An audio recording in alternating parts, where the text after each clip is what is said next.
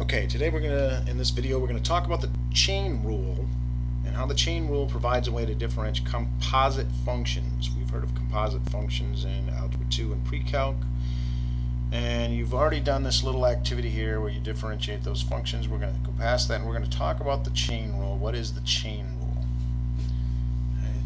The chain rule, okay, is if given f of g of x, okay, then assuming that it's differentiable at the appropriate spots, the derivative of f of g of x, okay, is f prime of g of x times g prime of x. Okay.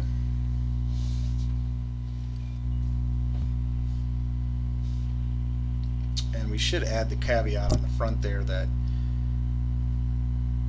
if f is differentiable at g of x and g differentiable at x. So we have our function here, it's f prime of g of x times g prime of x. I always say it's the derivative of the outside times the derivative of the inside. Okay. So let's look at that and let's do an example here. Find f prime of f of x equals the square root of 2x squared plus 3. Okay, so oftentimes what we do is we replace that inside function with u, and so we make f of x equals, it becomes f of u, it's the square root of u. And now we take the derivative, this would be the outside function, the square root of u, and this is the inside function. So to take the derivative of the outside, we know that it's 1 over 2 root u. The derivative of the square root is 1 over 2 root u. The derivative of the inside here, of course, that's an easy derivative, it's 4x. Now we don't leave u and x in there. Once we've done our taking our derivative, we put the original back in. So 2x squared plus 3 and times the 4x up here. They would cancel this out. The 4 divided by 2 is 2, so it'd be 2x over the square root of 2x squared plus 3. So the derivative of the square root of 2x squared plus 3 equals 2x over the square root of 2x squared plus 3. Okay. That's our first example of the chain rule. Let's do another example of the chain rule. Okay. So this time our u would be that x to the third minus 2, and then f of u would be, that outside function would be u to the 75th power. That's the outside function. So the derivative of the outside would be 75 u to the 74th power times, this is the outside derivative, times the inside derivative. The derivative here would be 3x squared. Now put that function back in for u, so we have all x's in there. It would be 75 times 3x squared times x cubed minus 2 to the 74th power. So the derivative of x cubed minus 2 to the 75th power equals, and you could simplify 75 times 3 is 225 x squared, and then x cubed minus 2 to the 74th power. Okay, always the derivative of the outside times the derivative of the inside. The outside function stays in there. Okay. Let's look at another example here. Write the equation of the line tangent to y equals e cosine of x at x equals 1. Well, when we have a function, we have an exponential function, the exponent is considered the inside. So what I would have here is my u is going to be cosine of x, and the f of u would be e to the u. So the derivative of the outside is easy, it's e to the u, times the derivative of the inside, the derivative of cosine is negative sine of x,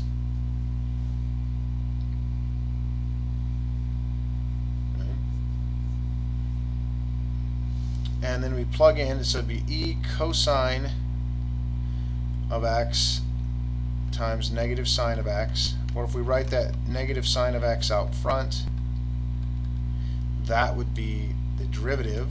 But they didn't ask us for the derivative. They asked us to find the equation of the line tangent, so at x equals 1. Well, if we plug in 1, e cosine of 1, we're going to leave it that way. There's a point, e cosine of 1, and then I plug in 1 here, I get negative sine of 1, e cosine of 1. Okay. And I'm going to calculate those things.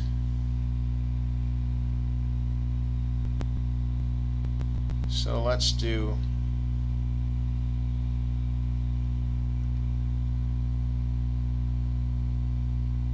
on here. Let's clear that out, and let's get out here, and e to the cosine of 1,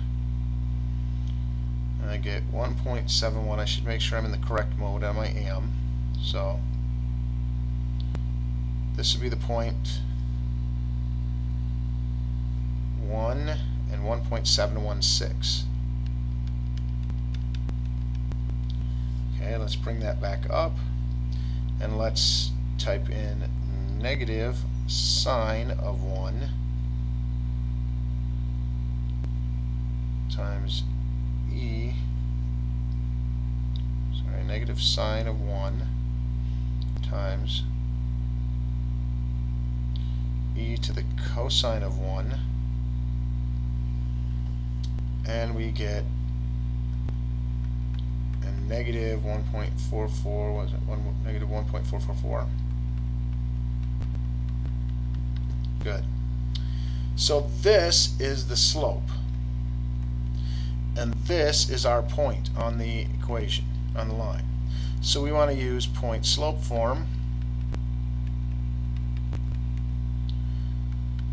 So it would be 1.716 plus the slope, which is negative 1.444 times x minus 1. That would be the equation of the tangent line at x equals 1. Okay. Now we're going to look at a couple examples where we have the quotient rule and the product rule in the same problem, and they can get a little complicated. In this case, we have a chain rule inside a product rule. So we can see we have our first function and our second function, and our second function involves a chain rule.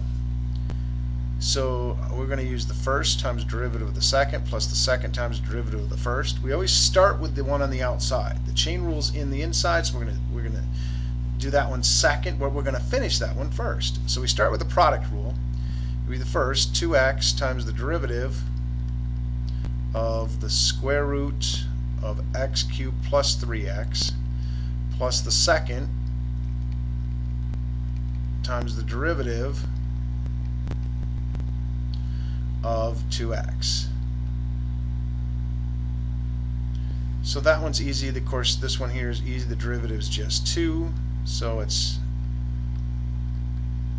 there's that part is done.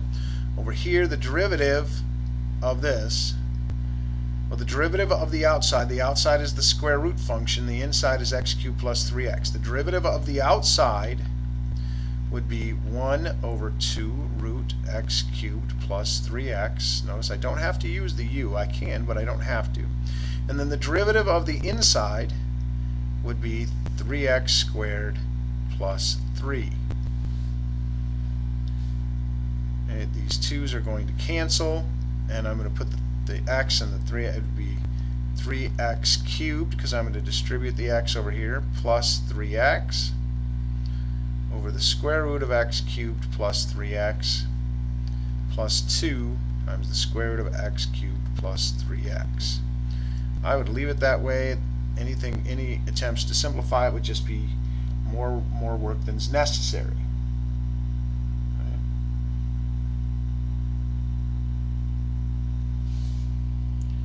Alright, that was a chain rule inside a product rule. We can also have, as we do here, a product rule inside a chain rule.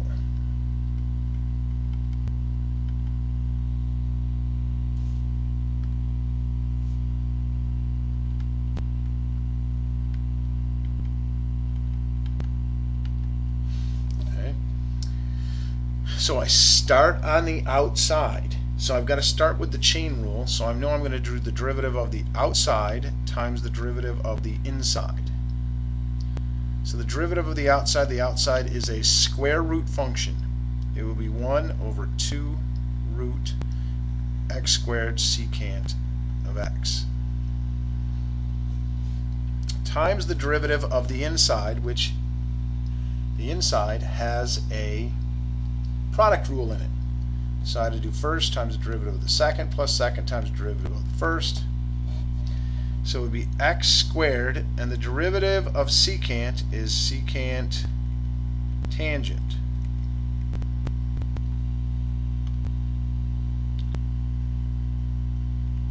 The second is secant of x times the derivative of the first, which is 2x.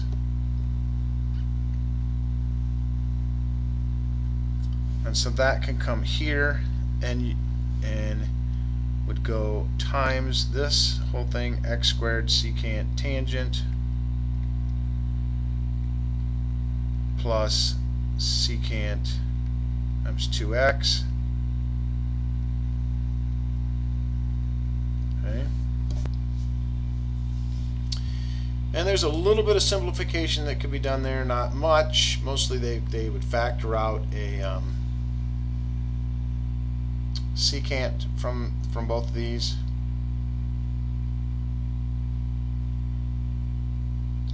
Let's make this a little clearer here. This is plus.